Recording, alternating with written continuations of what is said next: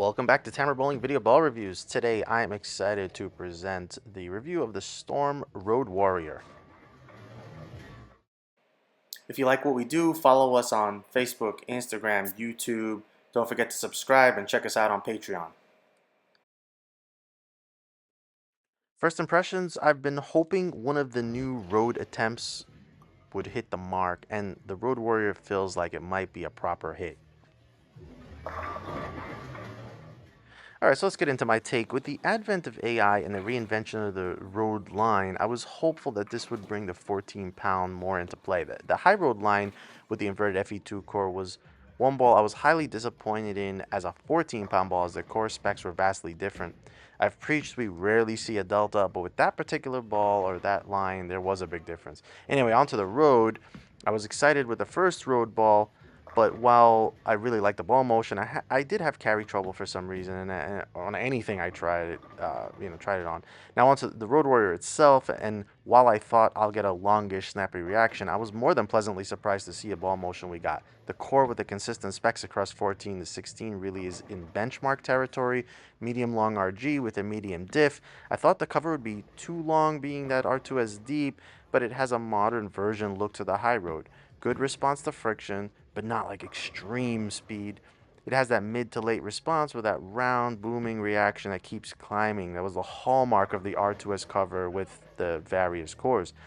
This is clearly a mid-late to possibly mid-control if you apply some surface. Tyler essentially saw the same thing from the Road Warrior. It's a good looking ball that has an eye and mind pleasing shape going down the lane. The Road Warrior honestly rolls a bit stronger than I thought it would with that R2S Deep Pearl. It's supposed to be a bit weaker than the R2S, but didn't really feel like that it got more length than what I would have expected from the R2S. Granted, we have a good amount more friction on this latest house shot version. One thought came to mind was, this is how I wish the Blackout Lightning shaped. And that was a bit forward for me at the end of the pattern. This one has a more traditional round climbing shape. There wasn't much hold from inside, and that seems to be the pattern design. When Tyler gets deep enough, he can kind of what I call break the shape, but that's like fifth arrow, and the house shot is not typically designed to enable such a shot to be effective anyway. He had to be deeper than he likes, but he still enjoyed the Road Warrior very much. For Brian, he saw lots of motion on this adjusted house pattern with the Road Warrior, so much so he initially had to jump to the third arrow. Any further, and he started to, seeing over under as the ball's mid late, and Brian's style is not going to be conducive to covering a ton of boards unnecessarily. With that said, the best shot he had was moving slightly right from the third arrow and amping up the speed. And from there, he had a great look with excellent movement and recovery, also excellent carry.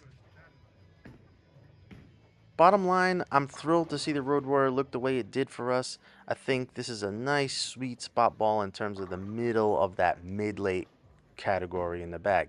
Not too strong or weak for the category, not too snappy or smooth.